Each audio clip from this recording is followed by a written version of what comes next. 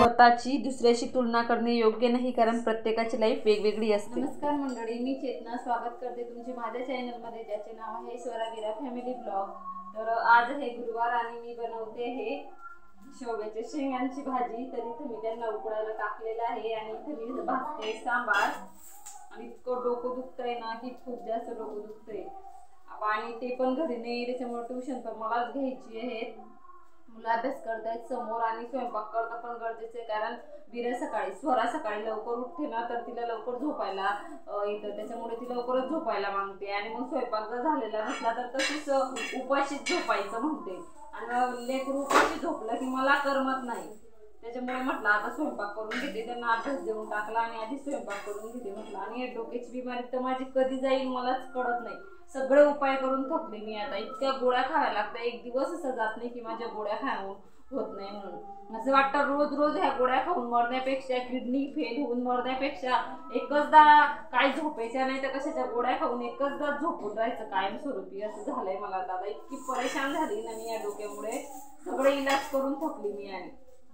आणि खरी डोक्याची बिमारी नाही ह्या टीचरच्या जॉबमुळे माझ्या मागं लागली आहे. कारण दिवसभर इतकं बोलावं लागतं, मुलांसोबत इतकं ओरडावं लागतं. सोपं नसतं खरंच, टीचरचा जॉब करणं सोपं नाही. मला तर असं वाटतं की मला कुठून बुद्धी सुचली होती आणि मी कुठून बीएड केलं. इतका पश्चाताप होतो मला आज, इतका त्रास होतोय ना. आणि या टीचरच्या कामामुळेच मला माझ्या मागे ही डोक्याची बिमारी लागली, कारण कंटिन्यू बोलावं लागतं आणि मुलं अजिबात शांत बसत नाही. तर इतका त्रास होतो ना की खूपच. मला तर खरंच तसंच झालेलं आहे की असं वाटतं एकचदा काय तो विचार करून एकचदा काय आमचं झोपून जायचं. त्याच्यामध्ये घरी आल्याच्या नंतर मुली इतका त्रास देतात, स्वराचा विराचा इतका पसरा राहतो. घरी आल्यावर एक ग्लासभर पाणी सुद्धा आयतं भेटत नाही. चहा ठेवा प्यायची, लगेच उठलं की लगेच कामाला लागायचं. मला असं कंटाळा आलाय, खूप जास्त कंटाळा आलाय. मला असं वाटतं ना कुठेतरी एकांतामध्ये कायमचं निघून जायचं, नाही तर मग काहीतरी खाऊन झोपून राहायचं. बोर झालाय मला माझ्या. आणि खरं म्हटलं म्हणजे ना, कामाचं त्याचं काही नाही, काम तर सगळ्यांनाच असतं, कोणाला आयतं भेटतं. पण ह्या डोक्यामुळे मी जास्त परेशान झालेली. माझं जर डोकं दुखलं नाही ना तर माझा मस्त फ्रेश मूड असतो, मी सर्व करते. पण या डोक्यामुळे मी इतकी थकली, अक्षरशः थकून गेली मी गोळ्या खाऊन खाऊन. इतका वैताग आलाय मला या डोक्याचं. तर बघा इथं छान असा कांदा भाजला आहे आणि इथं शेंगा पण उकडलेल्या आहेत. आता मी सांबार काढून घेते. आणि मी थोडी हिरव्या मिरच्या पण टाकत असते त्या सांबारामध्ये, कारण आमचे मिरची आहे ना खूप तिखट आहे ना, खूपच फिकट आहे, त्याच्यामुळे त्याची चवच लागत नाही. तर मी ना थोड्याशा हिरव्या मिरच्या पण टाकत असते त्याच्यामध्ये लसण टाकते. विराचं बोरन्हाण करायचंय, त्याची सुद्धा काहीच तयारी केलेली नाही. विराच्या बोरन्हाणचं माझ्याकडनं, मला माहिती सारं काहीच सुद्धा बनवणं होणार नाही माझ्याकडनं. तर माझी फ्रेंड आहे, म्हणजे स्कूलमध्ये टीचर आहे, तर मी त्यांना सांगितलं की मला आणून द्या म्हटलं तुम्ही तयार करून, मी तुम्हाला काय लागेल तुमचे चार्ज वगैरे देऊन टाकेल. तर त्यांनाच मी दागिने पण सांगितले आहेत बनवायचे. आणि त्याच्यानंतर मी काईट वगैरे जे डेकोरेशनचं सामान लागतं ना ते सुद्धा मी त्यांनाच बनवायला सांगितलं, कारण मला माहिती मला वेळच भेटत नाही. आणि वेळ तर जाऊच द्या, माझ्या मागे दुखणंच एवढं आहे या डोक्याचं. माझं काहीच दुखत नाही हो, मला कधी सर्दी होत नाही, मला कधी खोकला लागत नाही, मला कधी ताप येत नाही, मला दुसरं काहीच होत नाही. मला फक्त माझं दुखतं आणि दुखतं फक्त डोकं. देवाने फक्त ते डोकं बंद केलं पाहिजे माझं, बाकी सगळं काही माझं ओके. आणि चालू विचार संडेला ठेवायचा. पहिले मी आता कधी ठेवायचं काय ठेवायचं, तर घरामध्ये इतका पसरा झालेला आहे ना की खूपच. आणि पेपर सुद्धा चेकिंगचे पडलेले आहेत. दरवेळेस माझे पेपर लगेच चेक होऊन जातात, पण ह्या वेळेस मी इतकी थकल्यासारखं झालंय मला की माझे पेपर सुद्धा चेकिंग नाही आहे अजून. काय करावं मलाच काही कळत नाही.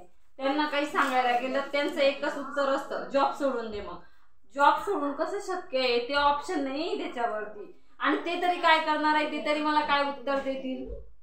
त्यांचंही त्यांच्याजवळ जे आहे ते सांगतात ते मला की जॉब सोड, ते तरी काय करणार आहे बिचारे, त्यांच्याकडनं तरी काय अपेक्षा कराल. तरी माझा नवरा खूप ऍडजस्ट करतो खाण्याच्या बाबतीत, कामाच्या बाबतीत.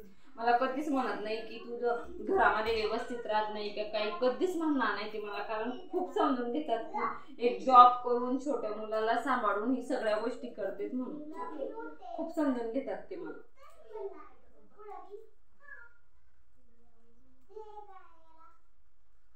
तर तर इथे हा सांबार भाजलेला आहे. मी आता पटकन काढून घेते याला. त्याच्यानंतर तवा तापलाय, पोळ्या पण करून घेते. केलं ना चालू.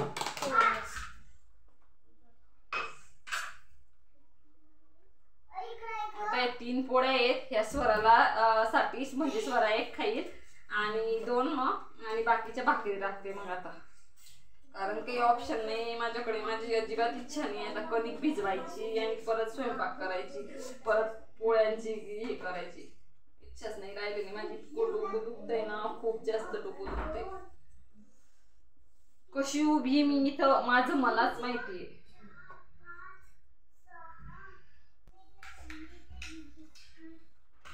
प्लीज तुम्ही तरी माझ्या चॅनलला सपोर्ट करा. माझी व्हिडिओ बघत चला आवडीने.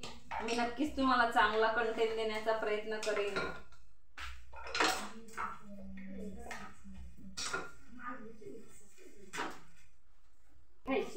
आणि टिफिन मधली मॅगी फिनिश केली होती का पूर्ण? आज वीरा स्वराला टिफिन मध्ये मॅगी दिली होती. तिच्या पप्पाला तर टिफिनच दिला नव्हता. कारण काल किराणा आणायला गेलो होतो, एका ठिकाणी हळदी कुंकवाला गेलो होतो आणि किराणा सुद्धा आणायला गेलो होतो. इतका उशीर झाला तिथून यायला. 9:30 पावणे 10 वाजले. त्याच्यानंतर बाहेरूनच पार्सल आणलं होतं दाळबट्टीचं, ते खाल्लं. आणि काय मग ते डोकेदुखी तर रोजच आहे माझं घरानं. ते म्हणतात ना, रोज मरे त्याला कोण रडे, तशी परिस्थिती माझी झालेली आहे. रोजच दुखतं, कोणाला सांगणार आहे. त्याच्यामुळे मग ते काम सगळे जसेच राहिले होते. भांडे ते टिफिन वगैरे द्यायलाच काही नव्हतं. तिच्या पप्पांना तर मी टिफिनच दिला नाही आणि स्वराला दिला होता मॅगी. काय करू म्हटलं का, स्वरा प्लीज बेटा. आणि स्वरालाच मला किती दिवसापासून स्वरा मला म्हणत होती, मम्मा मला मॅगी दे ना गं बनवून. पण मीच देत नव्हती. पण आज काही ऑप्शनच नव्हतं, कारण शाळेमध्ये असं मॅगी वगैरे चालत नाही, भाजी पोळीच द्यावी लागते. तर तुमच्याशी बोलता बोलता पोळ्या झाल्या आणि आता मी टाकत होती भाकरी. कारण 3 पोळ्या झाल्या होत्या आणि मला टाकायच्या होत्या 2 भाकरी. आणि इतकं डोकं दुखत होतं ना की खूपच. आणि खरंच मला तर एक समजून आलं आहे की ह्या शाळेमुळेच माझं डोकं दुखतं आहे. ह्या टीचिंगच्या जॉबमुळेच माझं डोकं दुखतं आहे. कारण इतकं बोलावं लागतं ना आणि मुलं अजिबात ऐकत नाही. खूप डेंजर. आजकालचे मुलं तर इतके डेंजर आहेत ना की खूपच. तर मी निर्णय घेतला आहे आता की मी 2 महिने 3 महिने कसं तरी हा जॉब करते. त्याच्यानंतर मी ना घरीच काहीतरी ऑनलाईन वगैरे बघणार आहे. बघते चॅनलचं काय झालं ते. नाही तर यालाही बंद करून टाकणार आहे. कारण सारखा तोच विचार डोक्यामध्ये येत असतो की व्ह्यू येत नाही, आपलं चॅनल ग्रो होत नाही, ग्रो होत नाही आहे, हे सारखं डोक्यामध्ये सुरू असतं माझं. तर मी हे चॅनल पण बंद करणार आहे. फक्त मोजून 3 महिने मी या चॅनलला देणार आहे आणि शाळेसाठी पण फक्त मोजून 3 महिने देणार आहे मी. त्याच्यानंतर मी चॅनल पण बंद करणार आहे आणि त्याच्याप्रमाणे शाळा पण बंद करून टाकणार आहे. कारण माझं इतकं डोकं दुखतं आहे. मी रात्री पण गोळी घेतली आणि थांबतच नाही. किती केलं तरी माझं डोकं थांबतच नाही आहे. आणि काय ते रात्री गोळी खाल्ली की सकाळी बरं वाटतं. परत शाळेमध्ये गेल्याच्यानंतर तेच किलकिल, तेच कचकच राहते डोक्यासोबत. तेच कामाचा लोड, ते मुलांचं ते गोंधळ, आणि त्याच्यामुळे माझं परत डोकं दुखायला लागून जातं. तर मग असं कुठंतरी माझ्या मुलांवर त्याचा वाईट परिणाम होतोय. माझं डोकं दुखतं, त्याच्यामुळे मी चिडचिड करत असते. त्यांच्याकडे पाहिजे तसं लक्ष देणं होत नाही माझं. त्यांना खाऊ पिऊ घालायला होत नाही. त्यामुळे मी आता ठरवलं आहे की मी जॉब पण सोडून देणार आहे 2-3 महिन्याच्या नंतर आणि हे यूट्यूब चॅनलसुद्धा बंद करणार आहे.